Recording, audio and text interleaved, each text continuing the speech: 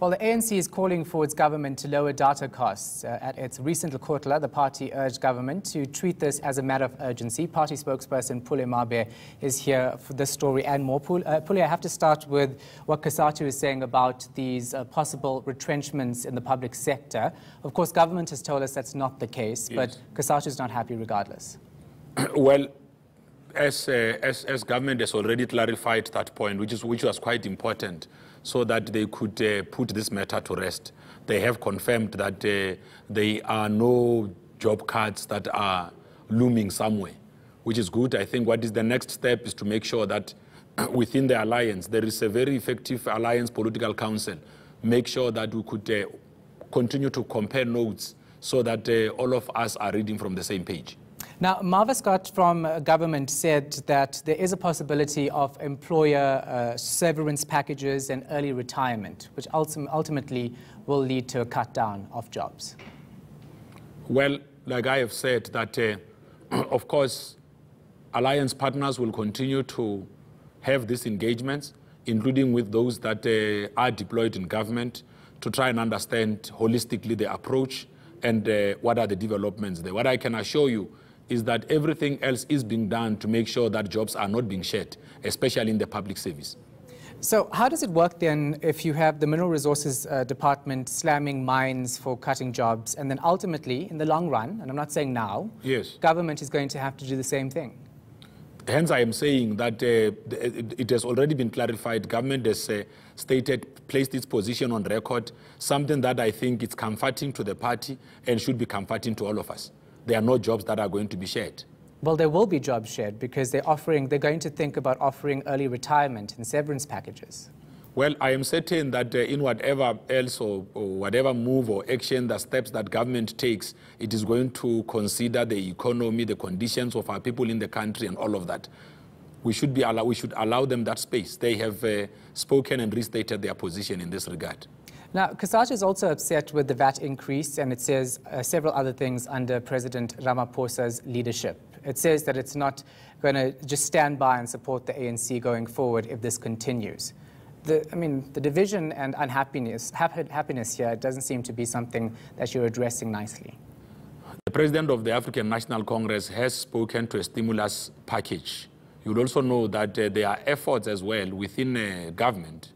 Well, I'm a spokesperson of the ANC, but we have also been made aware of creating a package of zero-rated VAT, products that will be zero-rated as it relates to VAT. That will also be able to give our people the necessary relief. And I'm sure that report will be made available sooner than later. All right, let's get to why you're actually here, Pule. You're calling for government to urgently, drop the cost of data. It's a wee bit late, somebody says, because you're jumping into this quite late into what ICASA is already doing in terms of data costs. Well, I wouldn't say that we are late. The ANC has always advocated for this whole notion of the cost of data must fall, because we believe that lowering the cost of data will facilitate development, allow for the growth of small businesses, allow our people in both rural and urban South Africa to be able to participate in the mainstream of the economy, but also give them an opportunity to be part of this whole thing called digital economy. Because lately we have got even the Internet of Things. If people are on data, people are on WhatsApp, people are on Facebook, people are on Instagram, people have got to send out their CVs to apply for jobs. Lately, even government, through their own supply chain processes, the CSD, it means now and then people have got to go to the internet to even look out if there are any new opportunities. So lowering the cost of data will effectively allow them to be able to participate in the mainstream of the economy as well. But know well in time when opportunities are available. It will facilitate their development, if you like. Yeah, and the fact is that South Africa's data prices are the third most expensive within the BRICS nations as well. Yeah. How does government now get involved in this and make sure that ICASA rules favorably? Well, there are already policy imperatives that are geared towards making sure that we ultimately achieve low data costs, especially data services.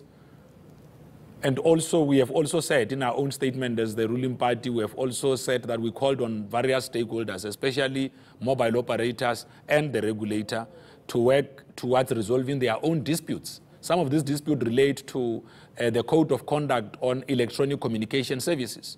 Once those disputes are resolved, you will be able to see a little bit of a movement there. We know that some of the mobile operators are already beginning to make available data products that are more affordable and all of that. We are saying this is not enough. More must be done.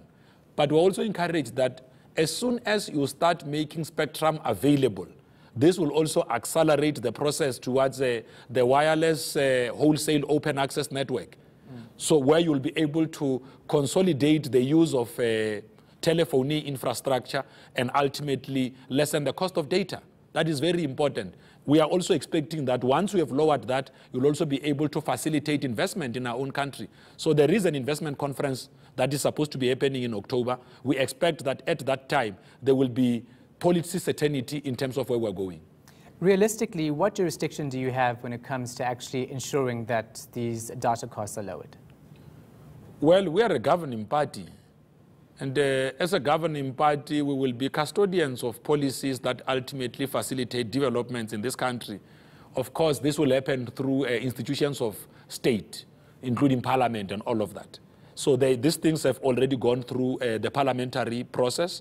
ICASA is already putting forward regulations. That's why there would be a dispute around electronic communication services. And we are saying, try and resolve this amicably, so that you could be able to fast-track the process. There is already a one process. We have spoken largely about the fourth industrial revolution. We have spoken about why it is important that within the context of the fourth industrial revolution, we have got a viable and working digital economy, which is supported, amongst others, by having a greater infrastructure to be able to support your own mobile telephony services. Our people are mostly on data. People talk through WhatsApp. They talk through Instagram. People are on Twitter and all of that. As we are talking here, I'm sure that there should be some of your people in your digital communication space who are already tweeting what is happening at the ENCA. We all do that. The ANC itself understands that even within its own communication space, it has got to enhance its own digital communications platform. Everything we do, we put it on #MyANC platform so that we could be able to reach out to the many people out there who are using social media, who are using various other data-based platforms. So we can't fold our arms. I mean, this is going to be an imperative developmental objective going forward. And what do you say to mobile operators who are saying, we're going to run out of money, it's not good for our businesses? Well, the fact that some of them are already beginning to do that, it suggests that many are seeing that as a way to do things. I mean, it's a phenomenon that is already being adopted worldwide. I mean, even your own digital migration process.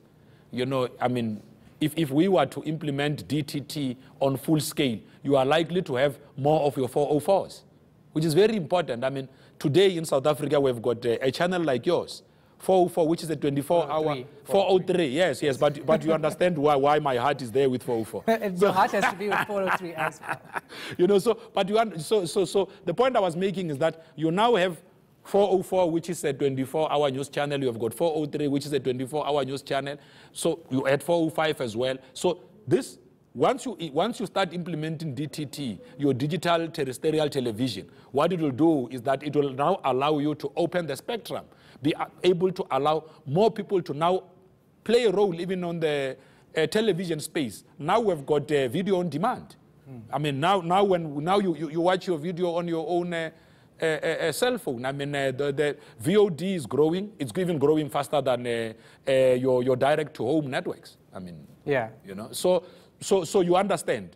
You need to make sure that the cost of that. I mean, if here in South Africa we started laying out fiber cables, many other communities, I'm sure in the next few years or so, when we go to malls, it must become a norm to be able to access data freely. You know, when youngsters go to malls, the first thing they do is to check if that mall has got free Wi-Fi. That's what they do. So how soon do you actually see the costs decreasing? Because that's something we've been fighting now for years, and we're not seeing a down. Well, The fact that there is a one investment conference that is happening in October, and the fact that we are already saying that the ongoing dispute around the EMS should also be resolved with speed means that we are committed. What we want to see happening is that by the time we go to 2019 elections, and not to be making this as an electioneering slogan, it is important that when we go to the 2019 elections, people could begin to see the real fruits and benefits of low data services. Because when you have lower data costs, you will also increase the speed of doing things. Yeah. So because we're talking about data, I've just gone on Twitter. Yes. And here are some tweets for you. Yes. Right? Hey, ENCA, ask Ace about the NY Times article that slays David Mabuza.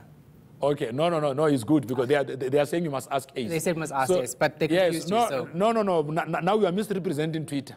I'm not. It says Ace. Yes, no, that's what I'm saying. They are saying you must ask Ace, and you are not with Ace. No, but I want to ask you because they mean I should ask you. This came in now.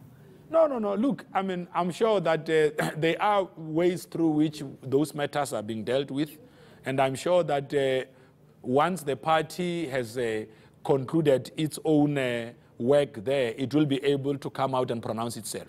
Yeah. You see, you will have realized that every time the ANC comes out to make commentary, it also provides measured responses to some of these issues that are being raised, so that we come out as comprehensive as possible, but we also assure the people of South Africa that leaders of the ANC are committed to drive forward the developmental agenda. But it is a bad thing. I mean, if you have the New York Times, which is a very reputable newspaper, by the way, yes, tell the world such negative things about our deputy president. As the ANC, you need to react to that. Well, that's why I'm saying to you that the ANC will be reacting to those. The ANC will be able to put forward a perspective and make sure that the necessary clarity is provided to the nation. I can assure you that the deputy president of the ANC continues to do work for the organization because it is important that in everything else we do, we assure the people of this country that we are committed to their development, to fight poverty, to address inequalities, to make sure that we provide the much-needed jobs. Okay, I have to leave it right there. Thank you so much for your time. That was ANC spokesperson. And to the person who's called you Ace, sorry, he said his handle is @NoTolls1. So that's who he is. You got it wrong. Coming up.